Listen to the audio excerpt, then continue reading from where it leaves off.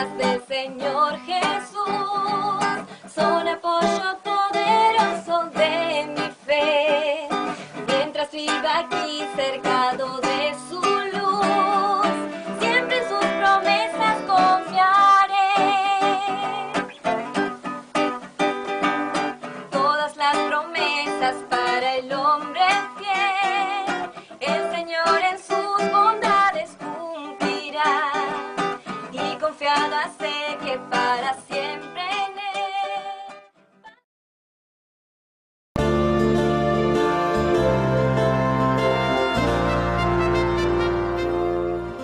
Aprenda a vivir la verdad en libertad. Conozca la Biblia y cómo vivirla. Tome el desafío de vivir lo que dice la Biblia. Este es su programa Enseñanza Bíblica Aplicada. Con el pastor David Carrillo. Una producción de Ministerios Internacionales Buena Palabra.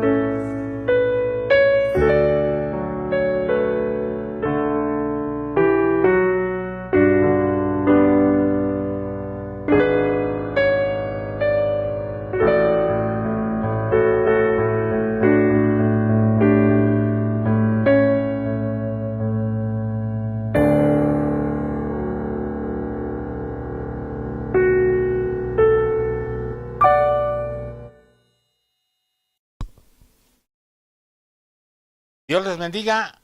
Este es su programa Enseñanza Bíblica Aplicada con su servidor David Carrillo, transmitiendo desde aquí, desde la ciudad de Tizayuca, Hidalgo. En los días pasados tuvimos muchos problemas técnicos, hemos tenido muchas dificultades. La grabación de la semana pasada fue bastante complicada, tuvimos muchos cortes, y precisamente por eso nos retrasamos para poder ya tener una transmisión más clara. De hecho, gracias a Dios, tanto la grabación de mi hija como la de mi esposa salieron bastante bien al aire y esperamos que esta también lo haga. Y pues les saludamos con amor fraternal desde aquí, desde la ciudad de Tizayuca, en Hidalgo, para hablar acerca de un tema muy importante. Vamos a seguir con la secuencia que hablábamos sobre el evangelismo, sobre el evangelio, perdón, sobre lo que es el evangelio, pero hoy vamos a hablar del evangelismo y tiene una razón. De hecho tiene todo el tema sobre el evangelio, porque el evangelismo no es otra cosa más que la predicación del evangelio. Y pues hay otra razón por la cual estamos tocando este tema. El día de ayer, 18 de junio del 2017, se realizó un evento magno en el Estadio Azteca que se llamó Un Millón para Jesús. Realmente fue un evento muy inusitado porque participaron iglesias de todas las denominaciones, inclusive algunas que no acostumbran a participar en eventos con otras denominaciones. Aquí entiéndase algunas denominaciones pentecosteses que se aíslan y en esta ocasión no lo hicieron.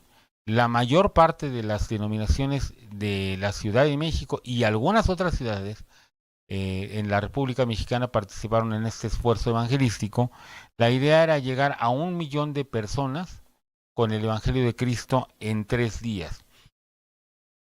Estos 3 días fueron desde el viernes pasado hasta el domingo. Y en este domingo, pues fue la culminación con el evento del Estadio Azteca. Y pues desde muy joven yo he seguido estos eventos. De hecho, he participado en algunos, bueno, en muchos. Cuando yo era joven, mi hermano Felipe Sánchez Muñiz, que era mi pastor, me mandó como único representante de la Iglesia Cristiana Interdenominacional a la campaña de Billy Graham, que se dio en aquella época en lo que se llamaba la Arena de México. Y ahí estuvimos trabajando. Yo trabajé también con las campañas de Nicky Cruz, trabajé con campañas de Luis Palau y de otros evangelistas reconocidos en el país, Alberto Motés y algunos otros que venían del extranjero para predicar. Y además nosotros durante muchos años nos dedicamos a organizar campañas evangelísticas, no solamente dentro de la denominación en la que nosotros estábamos trabajando, sino fuera de ella, con permiso de nuestro pastor, el hermano Felipe Sánchez Muñiz, que ya está con Cristo. Y realmente el evangelismo me parece una cosa muy importante. Y por eso hoy, dentro del marco del evangelio, vamos a tocar el tema del evangelismo, pero con un título un poco llamativo. Y quiero que no critiquen el tema antes de que escuchen todo lo que voy a decir, porque realmente con intención he escogido el título del tema. El título del tema es Marketing Eclesiástico. Marketing eclesiástico. Y primero vamos a leer en el libro de Gálatas, la epístola del apóstol Pablo a los Gálatas, en el capítulo número 4, los versículos del 1 al 9. Dice así: pero también digo, entre tanto que el heredero es niño, en nada difiere del esclavo, aunque es señor de todo, sino que está bajo tutores y curadores hasta el tiempo señalado por el Padre. Así también nosotros, cuando éramos niños, estábamos en esclavitud bajo los rudimentos del mundo. Pero cuando vino el cumplimiento del tiempo, Dios envió a su Hijo, nacido de mujer, y nacido bajo la ley, para que redimiese a los que estaban bajo la ley, a fin de que recibiésemos la adopción de hijos. Y por cuanto sois hijos, Dios envió a vuestros corazones el espíritu de su Hijo, el cual clama, Abba Padre. Así que ya no eres esclavo, sino hijo. Y si hijo, también heredero de Dios por medio de Cristo. Ciertamente en otro tiempo, no conociendo a Dios, servíais a los que por naturaleza no son dioses. Mas ahora conociendo a Dios, o más bien, siendo conocidos por Dios, ¿cómo es que os volvéis de nuevo a los débiles y pobres rudimentos a los cuales os queréis volver a esclavizar? Comentaba acerca de la campaña evangelística que se realizó el día de ayer. Yo vi mucho efecto de esta campaña, tanto en las calles como en lo que es la internet, específicamente en Facebook. Vimos mucho movimiento, muchas iglesias. Solamente aquí en Tizayuca salieron iglesias de diferentes denominaciones a la calle para predicar. Un esfuerzo bastante interesante, todos con su playera roja para distinguirse, aunque aquí en Tizayuca no se distinguieron mucho porque habían unas personas con un uniforme de un partido político que también traían playeras rojas, entonces se confundían. Pero bueno, eso es un dato curioso solamente. Pero gracias a Dios salieron a la calle y estuvieron predicando. Pero cuando yo platicaba con algunas personas acerca de esto, me di cuenta de que mucho no se entiende de lo que se está haciendo en el evangelismo. Y entonces vamos a tratar de una manera muy breve, solamente unos minutos, esto acerca del evangelismo. Primero, ¿qué es el evangelismo? Bueno, definimos el evangelismo como la acción de predicar el evangelio a los no creyentes o a aquellos que no se han convertido. Entonces, primero que nada tenemos que definir qué es un creyente o qué es un convertido para que podamos saber qué es lo que qué se trata del evangelismo. El verdadero problema que tenemos es que no definimos eso, sino que definimos simplemente la manera de llegar a la gente. Esta es una parte fuerte porque podemos llegar a la gente y podemos hacer muchas cosas. Cuando yo era joven, me metí a trabajar de lo que ustedes no se imaginan, hice de todo. Decía mi mamá de broma que ella lo único que no hizo fue de la changuita de Tarzán. Yo no hice de la changuita de Tarzán porque necesitaba una changa, no un chango. Pero bueno, en la realidad, entre las cosas que hice, fue entrar en muchos de esos métodos de venta de diferentes artículos en lo que se llama comercialización horizontal. No voy a decir marcas, evidentemente, no voy a decir de qué empresas, pero algunas empresas de estas pues, se dedican a vender artículos domésticos, otras se dedican a vender artículos promocionales, algunos ropa, algunos zapatos, pero todos tienen una estructura. Una persona llama a otra y otra persona llama a otra. Alguien hace muchos años me dijo que eso se inspiró específicamente en los métodos evangelísticos de las iglesias norteamericanas. En el año de 1950 aproximadamente, vino la época de los grandes evangelistas televisivos y muchos evangelistas itinerantes. Desde más o menos el año de 1920, habían evangelistas y cantantes cristianos itinerantes por todos los Estados Unidos. Sin embargo, ya para tan temprano como en los años 30, muchos de esos evangelistas o muchos de estos cantantes, inclusive no solamente no andaban delante de Dios bien, sino que descaradamente tomaban amantes de los diferentes lugares donde iban y corrompían sus vidas con estas mujeres. Y eso hacía que el nombre del Señor fuera vituperado gravemente. Sin embargo, se hicieron famosos. Algunos llegaron a tener fama nacional y algunos internacional. Otros lograron aquí sí digo algún nombre, como Rex Humbert se llamaba, tener programas de costa a costa y de frontera a frontera en horarios, dijéramos, de los que llaman triple A, los más importantes, los horarios. Y llegaron a generar después compañías televisoras cristianas, que estos tuvieron su auge más o menos allá por el año de 1980, cuando aparecieron algunas empresas que aún algunas de ellas sobreviven hasta el día de hoy. El evangelismo televisivo fue muy importante y todo esto estaba sujeto a ciertas ideas de trabajo, de marketing. Este marketing inclusive se llevó a más niveles en diferentes lugares.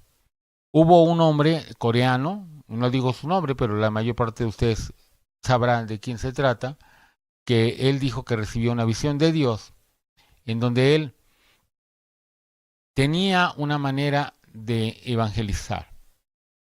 Y esa manera de evangelizar era a través de buscar en Dios por fe los milagros y de buscar el hablar positivamente a la gente.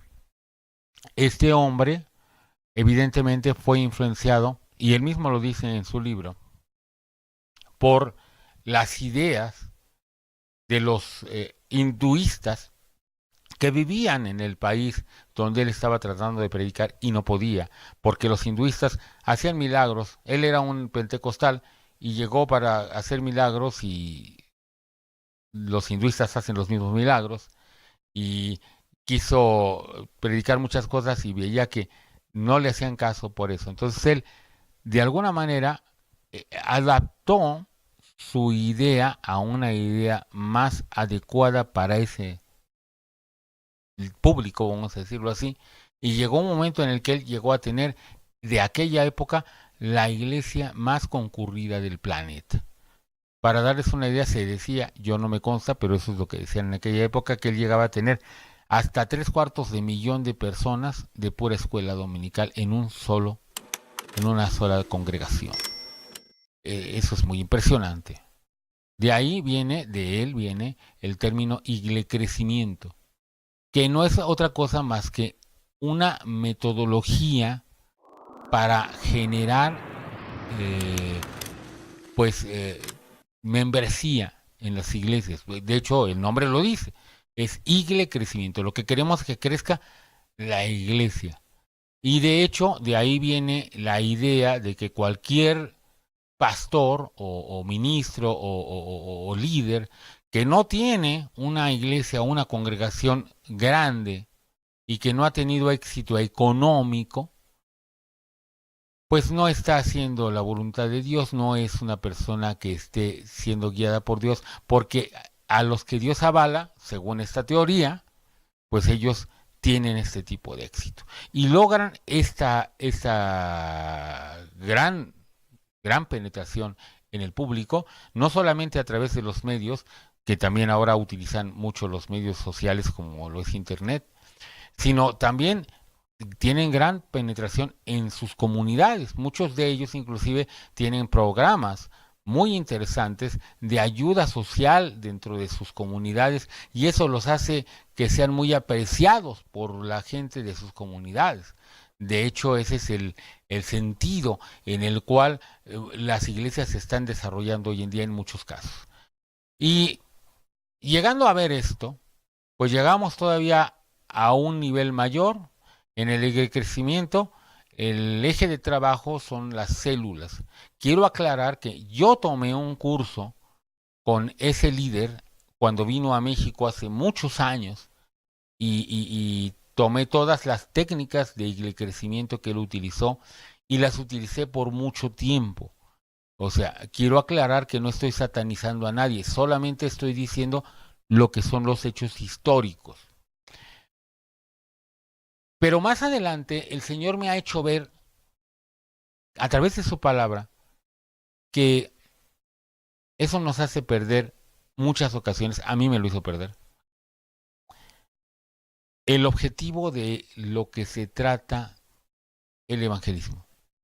Es interesante porque cuando yo era joven, los evangelistas eran conocidos en todo el mundo.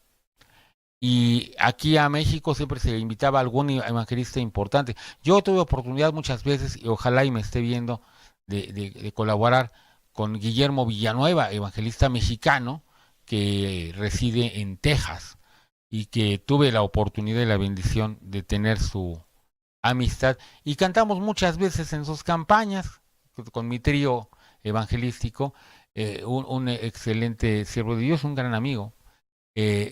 Y esto me llevó a mí a entender cómo funcionaba el evangelismo. Tomé cursos con Bill Bright, de Cruzada Estudiantil y Profesional para Cristo. Tomé cursos con la gente de algunas iglesias presbiterianas, pentecosteses y de la iglesia interdenominacional sobre lo que es el evangelismo, y tuve oportunidad inclusive después de dar muchos seminarios sobre esto en donde quiera que iba. Pero ahora el evangelismo desapareció. Ya de hecho, esta campaña que se llama 1,000,000 para Jesús es un caso extraño de evangelismo en la iglesia, porque ya no se hace evangelismo. Ahora, no creo que sea malo el evangelismo, ni tampoco creo que el crecimiento celular sea malo. Quiero aclarar esto porque no estoy hablando en contra de esto, sino que el problema está en que perdamos el eje de lo que estamos haciendo. Hablaba yo de las empresas de comercialización horizontal. Esas empresas de comercialización horizontal siempre le dicen a uno que el producto no es la parte importante de esto, sino el contacto personal en el negocio. Entonces uno lo que hace es hacer contacto con la persona, primero que nada convencerla de ver los productos, y ya que lo convenció a uno de ver los productos y de comprarlos de ser posible, entonces se les invita a que ellos se conviertan en recomendadores, y después de que recomienden se les invita a que ellos sean promotores o vendedores y que ganen dinero con esto. Esto hace que ellos tengan el interés de hacer algo para nosotros y empieza a crecer nuestra red. Y el chiste de hacer un negocio de estos no es tanto los productos que se vendan, sino generar una red que le deje a uno dinero, que lo que le llaman dinero residual, que es dinero que uno no está trabajando directamente, sino que lo está trabajando otro para uno. De eso se tratan esos sistemas. Desgraciadamente, específicamente, ha habido derivados de lo que hizo aquel predicador coreano que han generado una estructura exactamente igual a la del marketing de estas empresas para hacer crecimiento de sus iglesias. Aquí digo sí, aquí sí muy claro, lo aclaro. Está el grupo que se llama G12, que quiere decir gobierno de 12, que es nada más una reminiscencia, una reimplementación de lo que es el sistema del Opus Dei. El Opus Dei funciona exactamente con G12. Y G12 es una fotocopia evangélica de lo que hace el Opus Dei.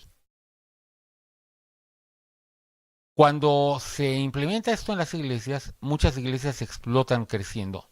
Yo estuve en una iglesia que nos invitaron para iniciar un instituto bíblico y lo empezamos. Estábamos todos mis hermanos y yo trabajando en esa iglesia allá por Iztapalapa. Y el instituto empezó a crecer y había mucha gente y estábamos funcionando bien. Los hermanos estaban aprendiendo y estaban ministrando y estaba funcionando todo. Pero llegó una persona de G12 y convenció al pastor de que todo lo del instituto y todo lo que estábamos haciendo no servía para nada. Y metió el sistema de G12 y la iglesia literalmente estalló, pero estalló no en número de gentes, sino que terminó dividida el ministerio desprestigiado y todo destrozado. Y evidentemente el instituto cerrado, lo cual hizo que ya no se pudiera avanzar, sino al contrario se detuviera.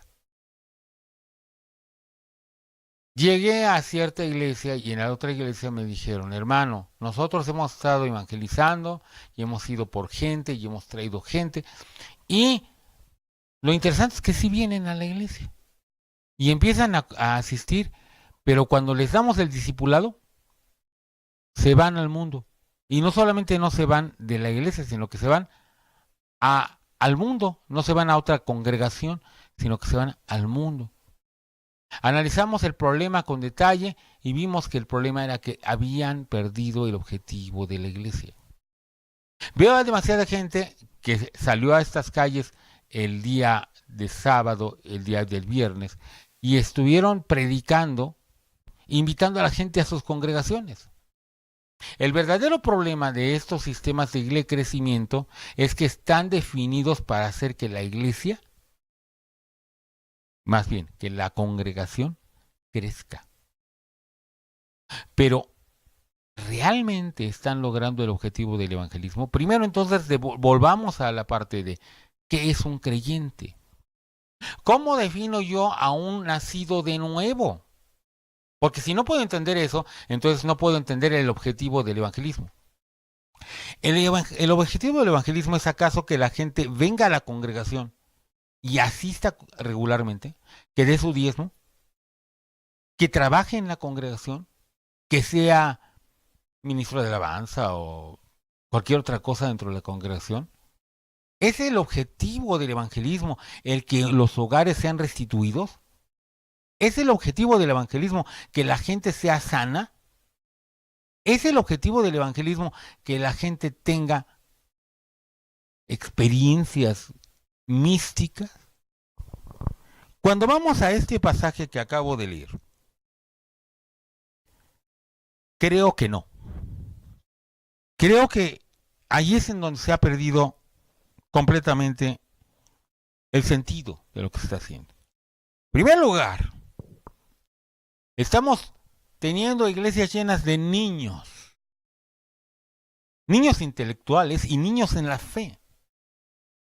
Yo quiero que cada uno de los pastores que nos está viendo y cada uno de los ministros de alabanza y cada uno de los líderes que nos está viendo recapacite y vaya y averigüe con sus seguidores, con sus filigreses, con la gente que está con ustedes, si de veras esas personas han tenido una transformación en su vida. En nada más empecemos por algo tan sencillo como esto. En Oseas 6:4 dice, mi pueblo fue destruido porque le faltó conocimiento. Yo quiero preguntar, ¿qué tan conocedores son de la Biblia tus seguidores? Nada más pongo este caso. Miren, iniciamos en otra iglesia un instituto bíblico. Y cuando hicimos por primera vez el propedéutico, la mayor parte de los que estaban en el curso eran pastores que no tenían una acreditación o ministros de alguna forma dentro de la iglesia en su congregación. Y ellos, cuando les pregunté acerca de cosas como la Divina Trinidad, les pregunté acerca de la segunda venida, les pregunté acerca de los dones espirituales y de otras cosas de doctrina más o menos avanzadas. Sacaron un promedio de 8 de calificación, o sea, la mayor parte de ellos tenían una buena idea, bastante idea. Me extrañó mucho que en escatología la mayor parte tenían 9 o 10. Escatología es hablar de profecía y eso no mucha gente sabe de eso, pero de ellos casi todos. Pero cuando se trata de doctrinas pastorales, como por ejemplo la doctrina de la salvación, específicamente lo que se refiere al salvacionismo. Tratamos temas como la salvación en sí misma, el sacrificio vicario de Cristo, los aspectos de la expiación, qué es la regeneración, qué es el nuevo nacimiento, qué es la santificación, tanto la posicional como la progresiva. Y el promedio que sacaron en el examen en esos rubros fue de 2 de calificación. O sea, no sabían nada de la doctrina de la salvación los ministros de la iglesia. ¿Cómo podríamos hablar acerca de la salvación si ni siquiera la entendemos? Predicamos el Evangelio hablando de 5 cosas que Dios quiere que tú sepas, las 4 leyes espirituales, el guante, el libro Sin Palabras para los Niños. Tenemos a gente que se dedica a hacer muchas cosas. Yo me acuerdo que he visto hasta magos que se dicen evangelistas. Y todo porque hemos tratado de hacer que las cosas lleguen de una manera digerida y fácil para que la gente lo compre como si fuera a comprar un refrigerador. De hecho, eso ha hecho que abaratemos en la mente de la gente el Evangelio. Si yo quiero venderle a usted un refrigerador de buena calidad, usted seguramente lo primero que me dirá es que es muy caro. Bueno, pero si yo quiero vender el refrigerador, le tendré que decir que no es tan caro, que lo que pasa es que, mire, si usted lo ve bien, esto le va a ahorrar en esto, le va a ahorrar en lo otro, etcétera. Y ese es el sentido que se le dio al evangelismo. Durante muchos años, lo que se empezó a decir es que mira, esto no es problema, no es una religión, no te tienes que involucrar en nada, no tienes que dejar tu religión, lo único que tienes que hacer es aceptar a Jesús. Y la mayor parte de la gente no tiene ningún problema con aceptar a Jesús. Intelectualmente, por supuesto. Bueno, Jesús, bueno, sí, fue buena gente, un profeta o el más grande hombre que existió sobre la tierra. Muchas maneras de decirlo. Pero eso no implica una conversión. Estos son niños. Niños. Y dice la Biblia que nosotros estábamos bajo esclavitud porque éramos niños, bajo los rudimentos del mundo. El verdadero problema es que si ustedes se fijan, todo este evangelio que se está predicando está hecho de acuerdo a los rudimentos del mundo. No, es que nosotros tenemos que llegar a las masas, tenemos que llegar a la gente, es que tenemos que impactar, es que tenemos que hacer algo grande, algo impresionante. Es que tenemos que lograr que la gente sea impactada, sea realmente convencida. Y luchamos por hacer grandes cosas. Pero son puras cosas mundanas. Y créanmelo, no solamente es marketing, sino que ahora se ha convertido en un negocio redondo para muchos. Y no me refiero a los líderes fraudulentos que se pretenden cristianos y que roban de una manera artera a la congregación. No me refiero a ellos. Hay un término que utilizan algunos amigos míos muy, muy cercanos, muy amigos míos, que siempre he estado yo en contra de que se utilice. La industria cristiana. La industria cristiana. Santo Jesucristo. ¿Qué es eso? O sea, que ya no es ni siquiera el evangelio, es un negocio. Recuerdo que mi papá me platicaba cuando él era joven, nosotros éramos niños. Él era estaba encargado de una guardia de oración en el templo de Portales. Y esa guardia era toda la noche. Y el templo de Portales se caracterizaba por ser un templo que jamás se cerraba. Cerraba las puertas, pero cualquiera que llegara en la madrugada a tocar para venir a orar era bienvenido. Y resulta que este día mi papá dice que estaba él dirigiendo la oración cuando alguien tocó la puerta del templo. Entonces salió a alguien a abrir, y cuando entraron eran un par de norteamericanos que estaban muy preocupados y que eran cristianos. Y le decía mi papá: hermano, ¿tiene alguna petición de oración? Dice: sí, por favor, miren, nosotros vinimos aquí a México con un ministerio nuevo. Nosotros vamos a abrir una librería cristiana.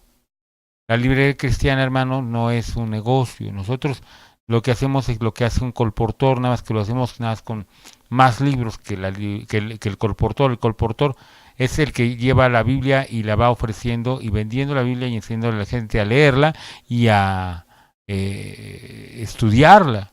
Nosotros lo hacemos aparte de la Biblia con otros libros cristianos, y nosotros vamos a abrir nuestra librería allí en la calle de Independencia, en el centro, pero entramos en un problema muy grande de créditos y no, estamos al borde de desistir del proyecto porque no tenemos dinero para poder resolver esto. Y mi papá le dijo: entonces vamos a orar para que Dios les provea. Y oraron, y luego unas semanas después vino aquel varón y le dijo: así fue, hermano, oramos y Dios nos proveyó y tuvimos todo lo necesario y ya abrimos la librería, visítenos cuando usted guste. Esa librería estuvo abierta durante 30 y tantos años, hasta que la cerraron y la convirtieron en una sucursal de la Sociedad Bíblica hace unos cuantos años. Pero mi papá me platica que ese testimonio le decía cómo veían esos hombres la librería. No lo veían como un negocio cristiano. Ellos no estaban diciendo: quiero un buen negocio del cual yo pueda vivir y me lleve bien. No, ellos lo veían como un ministerio, porque ellos lo que querían era predicar el evangelio a través de los productos que ellos vendían. Ellos vendían los productos porque necesitaban comer. Mi tío abuelo, un hombre que se llamó Francisco Blanco, y otro que se llamó Asunción Blanco, que después fue el primer rector del Seminario Teológico Presbiteriano de la Ciudad de México. Ambos fueron colportores, y esos eran gentes que iban a los pueblos con Biblias, y llegaban ahí y le decían a la gente: mire, le quiero mostrar la palabra de Dios, quiero que usted la conozca, pero la mayor parte de esa gente no sabía leer. Entonces ellos se daban a la tarea de darles la Biblia, y aquellas personas les pagaban muchas veces con una gallina o con un animalito, o con darles de comer o algo, porque ni siquiera tenían dinero para pagarles. Pero de eso es de lo que vivían los colportores en aquella época. Eso era un ministerio. Sí había una retribución económica, pero no para tratar de hacer negocio, sino para tratar de predicar el evangelio. Hoy en día, la industria cristiana significa que si no es redituable, no lo vamos a hacer. Tenemos inclusive un premio aquí en México que sería una especie de imitación de los Grammys en el mundo, y realmente no está predicando el evangelio ese concurso. Solamente lo único que hace es exaltar a los salmistas cristianos. Pero no vemos ahí en dónde está el sentido de ganar a las almas para Cristo. ¿Para qué mandó Dios a los cristianos a predicar? Dice aquí en el versículo 5: para que redimiese a todos los que estaban bajo la ley, a fin de que recibiésemos la adopción de hijos. El evangelismo no es para que llenemos auditorios y templos. El evangelismo es para que podamos recibir la adopción de hijos. No queremos más adeptos a nuestra congregación o a nuestra denominación. Lo que buscamos es gente que sea nacida de nuevo, que sea salva, pero no comprendemos ni siquiera ese término. Y por cuanto sois hijos, Dios envió a vuestros corazones el espíritu de su Hijo, el cual clama, Abba Padre. El evangelismo no está hecho para que la gente se sienta bien, para que sean campeones y vencedores, para que tengan un buen carro, o para que tengan una buena casa, o para que sean sanos. Eso no es el evangelismo. El evangelismo es para que reciban el Espíritu de Dios en sus corazones y ellos puedan clamar a Dios, Abba Padre, por el Espíritu Santo. Eso de Abba Padre es papito, es una manera de cariño de decirle a Dios. Pero porque hemos sido adoptados por Dios. Hemos cambiado los términos y hablamos de recibir a Cristo. Pero ¿cómo puede ser que yo ya, de aceptar a Cristo, perdón, pero cómo puede ser que yo haya aceptado a Cristo según yo y siga esclavizado por mis pecados? Una persona que dice que ha nacido de nuevo y sigue en su adulterio, sigue en su cigarrillo, en su alcohol, en sus malas palabras, haciendo tranzas para ganar dinero y luego justificándose y diciendo, es que Dios me ayudó. O peor, haciendo cosas ilegales y luego decir, no, pues es que esto era para la obra del Señor. Está justificado, santo Dios. Cuando dice claramente Dios que Él es enemigo de el latrocinio para traer ofrenda a Dios. Del latrocinio para el holocausto. A Dios no le va a agradar jamás que usted haga algo malo y luego diga, es que esto era para el Señor. Claramente la Biblia nos prohíbe que hagamos nosotros diezmo del latrocinio, ni de tampoco de la ramera. Y sin embargo, muchos lo están haciendo así. Hay esclavitud en esas vidas aún. El verdadero salvo ya no es esclavo, dice el versículo 7, sino hijo. Y si hijo, también heredero de Dios por medio de Jesucristo. Tenemos no nada más capacidades, porque eso es lo que se enseña hoy en día. Es que tú ya recibiste poder, es que ahora tú eres hijo de Dios, tú tienes esta autoridad para esto y para esto otro y para el otro. Díganme en realidad, ¿en dónde está eso aquí? La Biblia no nos está diciendo que fuimos llamados para tener autoridad. Por supuesto que hay una autoridad que Dios delega, pero es la autoridad de Jesucristo, no es nuestra.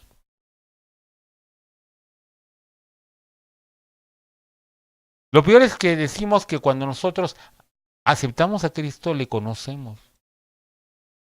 Y aquí hay dos cosas importantes, versículo 8 y 9.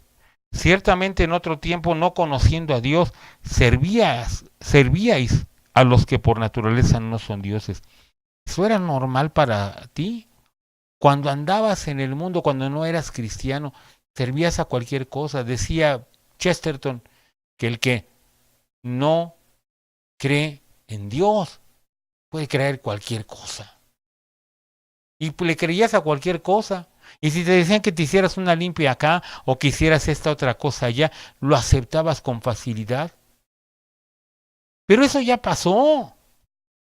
Más ahora conociendo a Dios, o más bien siendo conocidos por Dios, ¿cómo es que os volvéis de nuevo a los débiles y pobres rudimentos a los cuales os queréis volver a esclavizar? Salimos del problema de un mundo estresado, lleno de angustia, lleno de dolor, lleno de pecado. Y nos sumergimos en una vida aparentemente cristiana, llena de angustia, llena de dolor y llena de pecado. ¿Cuál es la diferencia? ¿Para qué te hiciste cristiano? Eso no tiene ningún caso. Dice el apóstol, ¿para qué te quieres volver a ser esclavo de esos pobres rudimentos? Todas esas cosas que te llevaron al fracaso de tu vida estaban fundamentadas en esas metodologías que ahora estás tratando de utilizar según esto para buscar la salvación de la gente. Pero en realidad estás buscando la salvación de la gente. O en realidad lo que estás buscando es que haya más miembros en tu congregación. Y no hablo de una mala intención que para que te den diezmos. No. Simplemente tú crees que es bueno que vayan. ¿De qué te sirve que vayan si no se han convertido? ¿De qué te sirve que vayan si no han nacido de nuevo? No está el poder de Jesucristo ahí. Ministros de alabanza, ministros, pastores, que cada cierto tiempo los tenemos que estar yendo a buscar porque se fueron a alcoholizar o andan con una mujer. ¿Es eso realmente el evangelio? Ni siquiera se han convertido. Si esos son los ministros, ¿qué esperamos de aquellos a los que ministran? ¿Qué le pueden dar? Un ministro que comete adulterio arteramente por 8 años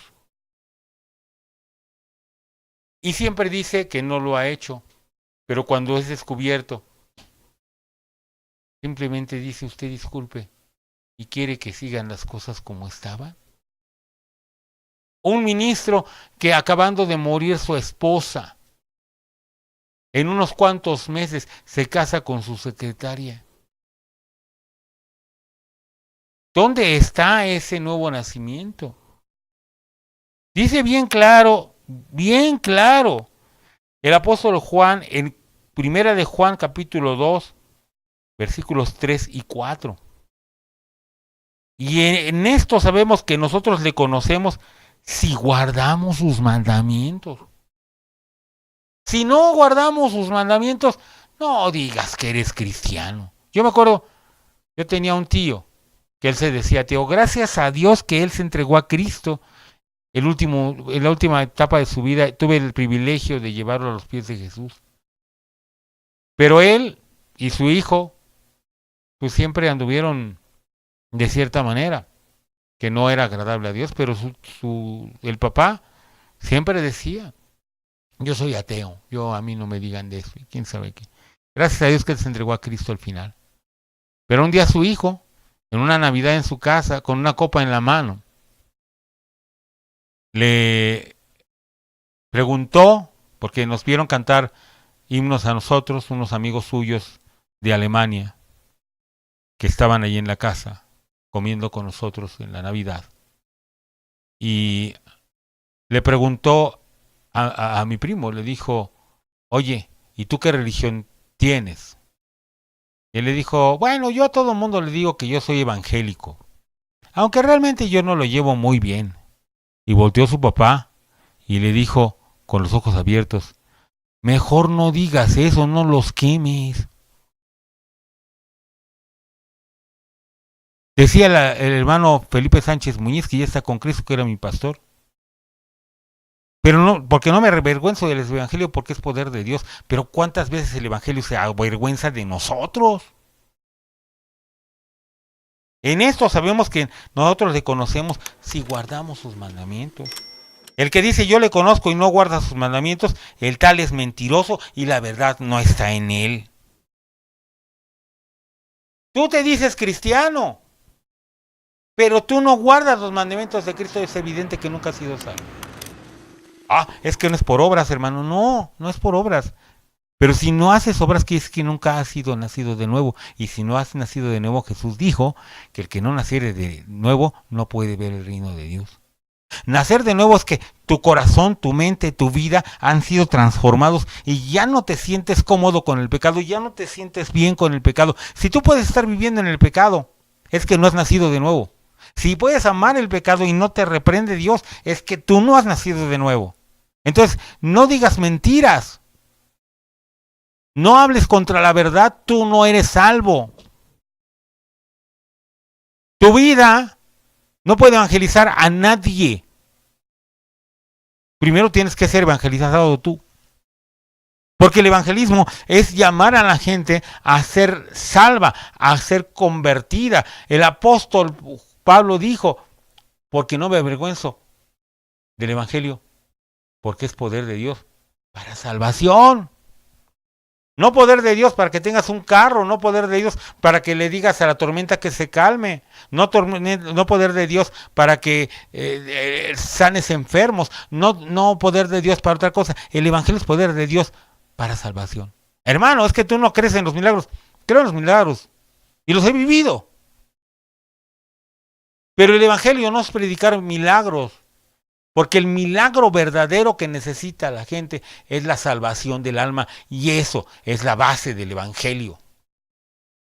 Marketing evangelístico, marketing cristiano, marketing eclesiástico. Eso solamente nos lleva a tener iglesias llenas de demonios. Iglesias llenas de gente que nunca ha nacido de nuevo. Decía Dwight Moody, predicador del siglo XIX, yo preferiría tener 5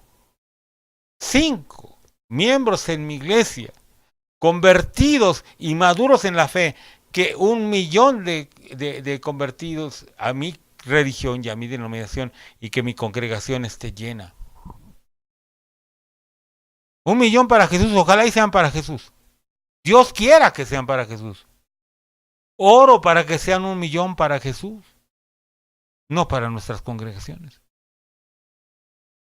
Cuando alguien me dice, es que ¿por qué no has invitado a alguien al templo? Es que el objetivo no es invitar al templo. Yo vi a estos hermanos invitando al templo.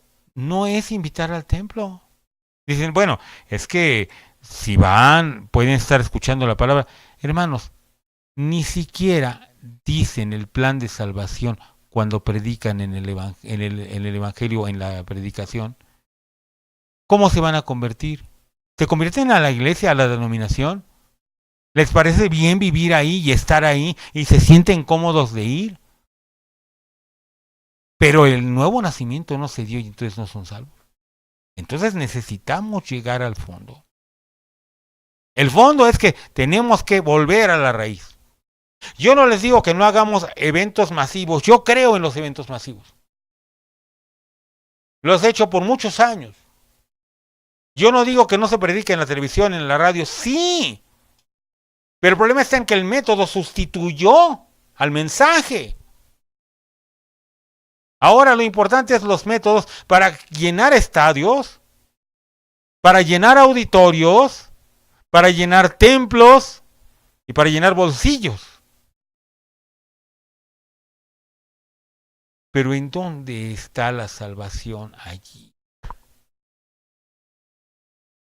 Una joven hace algunos años me dijo, es que a mí me gustan las iglesias divertidas. ¿A eso vas a la iglesia? ¿A divertirte? No. Regresemos a lo que dice en Isaías. Capítulo número 55, y con esto termino. Isaías 55. Pasaje tan utilizado en el evangelismo y tan poco recordado el día de hoy. Dice así la palabra de Dios: a todos los sedientos, venid a las aguas. Y a los que no tienen dinero, venid, comprad y comed. Venid, comprad sin dinero y sin precio vino y leche. ¿Por qué gastáis el dinero en lo que no es pan y vuestro trabajo en lo que no sacia? Oídme atentamente y comed del bien, y se deleitará vuestra alma con grosura. Inclinad vuestro oído y venid a mí. Oíd y vivirá vuestra alma, y haré con vosotros pacto eterno, las misericordias firmes a David. Salto al versículo número 6.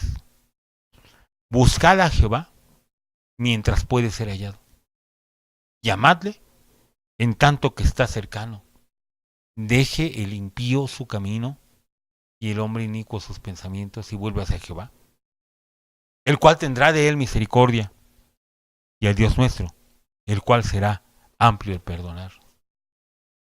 Si el evangelio que tú predicas me está diciendo que tiene la gente que dejar sus malos caminos, ese no es el evangelio. Y si tú crees que esa gente va a dejar sus malos caminos por medio de que tú lo presiones y que le digas que no le vas a dar Santa Cena, estás muy equivocado, porque esa persona no ha nacido de nuevo y puede que te obedezca a ti con tal de tomar Santa Cena y de tener comunión con la congregación, pero aún así seguirá en sus pecados, perdido en sus delitos y pecados. Es hora de que tú busques a Dios. A todos los que no son evangélicos, que ven este video, les diré que por favor nos perdonen. Nos perdonen a los evangélicos. Porque eso que piensan de que vamos a invitarlos a la iglesia a ver si así se convierten, creo que ustedes, muchos de ustedes tienen razón. Que más valía que no los invitáramos, porque lo que tenemos es peleas, pecado, maldad allí. Y ustedes por eso dicen, yo por eso no quiero ir. Mi invitación es a que tú vayas al templo. Tú debes de ir al templo cuando ya eres salvo, no para ser salvo, porque si vas cuando no eres salvo, solamente te van a decepcionar y mejor no vayas. Te sale peor ir que no ir. Pero cuando tú ya eres salvo, aun cuando tú veas a esa gente que no es salva y que está haciendo todas esas cosas dentro de la iglesia, como tú ya tienes a Cristo, entonces vas a entender por qué es necesario que tú estés en la congregación. La congregación no es un instrumento para que la gente sea salva todo el siglo II y III, para que ustedes pudieran entrar en una congregación. Tenía que pasar un año completo de que ustedes habían dado testimonio de que ya se habían convertido. Y ahora creemos que tenemos que traerlos al templo para que se conviertan. No. Al templo vamos a tener comunión con los cristianos y para aprender de la palabra de Dios y a ser llenos del Espíritu Santo, porque es casa de oración y puerta del cielo. No vamos para que la gente sea salva o nosotros también. Ni el templo ni la denominación te salva, solamente Jesús te puede salvar. Es hora de que reconozcamos que el verdadero problema es nuestro pecado. El pecado que llevamos en nuestra vida y que conocemos a profundidad. Cada uno de nosotros. Nos llamemos evangélicos, mormones, presbiterianos, metodistas, católicos, no importa, todos hemos pecado y estamos destituidos de la gloria de Dios.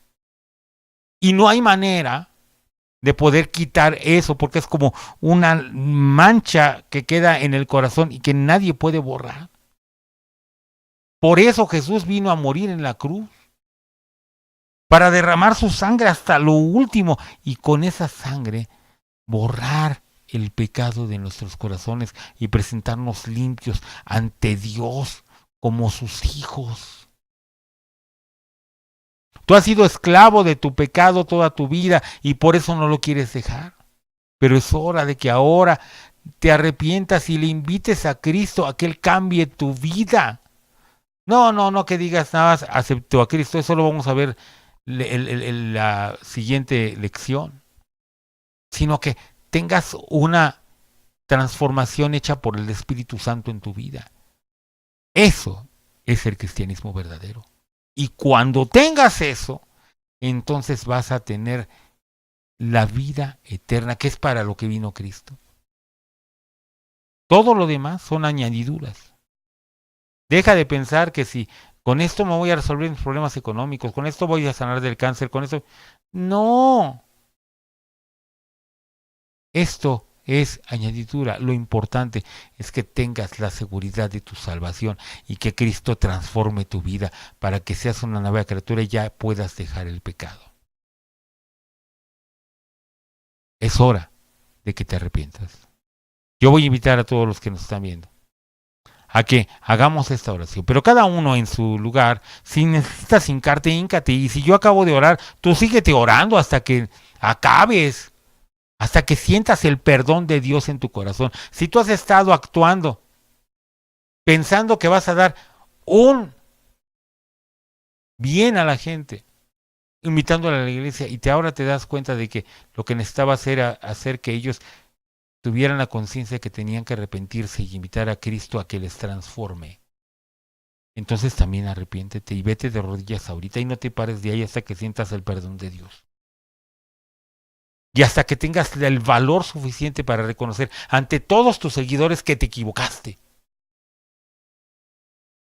No tengas miedo de tus seguidores, ni de perder todo lo que tienes, porque si no lo haces, lo que vas a perder es la vida eterna.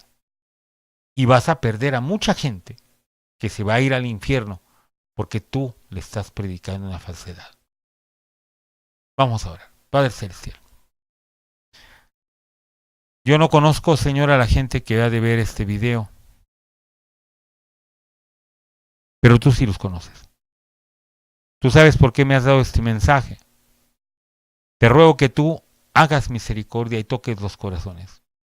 Que haya transformación en las vidas, que haya nuevas criaturas en cada uno de ellos. Si aún ellos son ministros o directores de alabanza o pastores o apóstoles, no sé lo que sean. Pero ahora se dan cuenta de que el evangelio que ellos recibieron, no el que están predicando, sino el que recibieron, no era esta esencia tan simple, pero tan básica y tan importante y tan esencial. Toca sus corazones para que se arrepientan. Y que ahora sí ellos, Señor, te pidan que los transformes, que los hagas nacer de nuevo.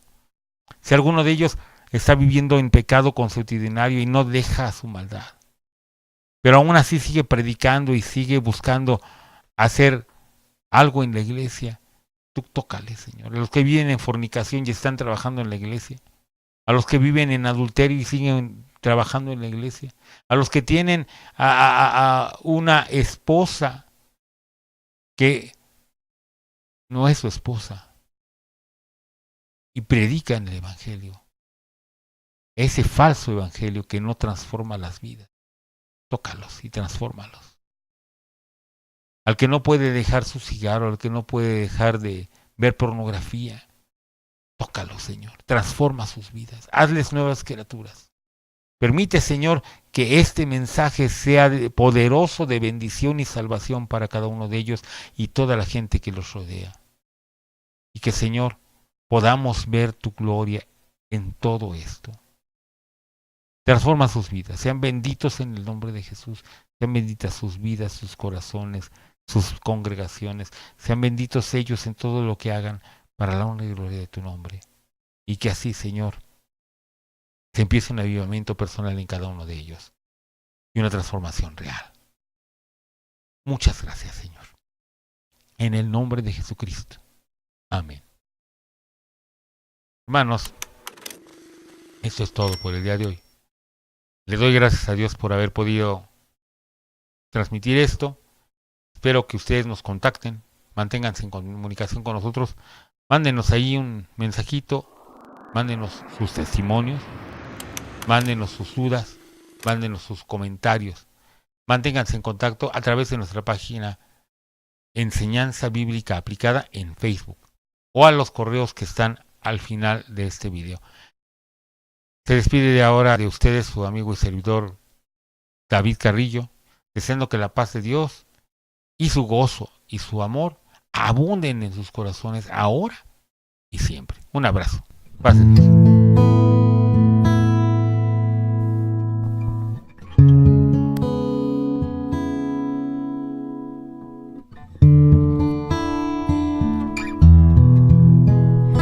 Señor, tú me llamas por mi nombre, desde lejos, por mi nombre, cada día tú me llamas. Señor, tú me ofreces una vida santa y limpia, una vida sin pecado, sin maldad. Señor, nada tengo para darte, solamente te ofrezco mi vida para que la uses tú. Señor, hazme hoy un siervo útil que anuncia el mensaje de la cruz. Señor, tú me llamas por mi nombre desde lejos, por mi nombre cada día tú me llamas. Señor, yo acudo a tu llamado a cada instante, pues me gozo es servirte más y más. Señor, nada tengo para darte, solamente te ofrezco mi vida para que la uses tú. Señor, hazme hoy un siervo útil que anuncia el mensaje de la cruz.